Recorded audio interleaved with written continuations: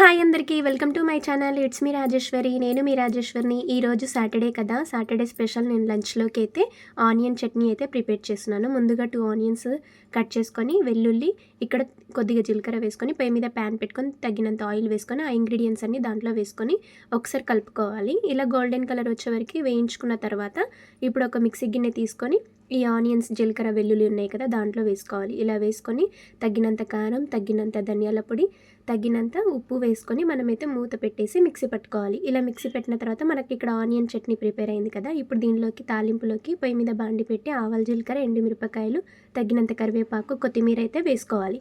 ఇలా వేసుకున్న తర్వాత ఆ బాండి కిందికి దింపుకొని మనం ఈ ఆనియన్ చట్నీని దాంట్లో వేసుకోవాలి. ఇలా వేసుకొని మనమైతే ఇప్పుడు ఒక బౌల్లోకి అయితే సర్వ్ చేసుకోవాలి. చాలా టేస్టీగా ఉంటుంది, చాలా బాగుంటుంది. బాగా కోల్డ్ అయినప్పుడు ఇలా చేసుకొని తినండి. ఇప్పుడు వేడి వేడి అన్నంలో ఇలా చట్నీ వేసుకొని తింటుంటే చాలా టేస్టీగా యమ్మీగా ఉంటుంది. మీకు ఈ వీడియో నచ్చితే లైక్, షేర్, సబ్స్క్రైబ్ చేసుకోండి. Thank you for watching. మీరు కూడా ట్రై చేయండి.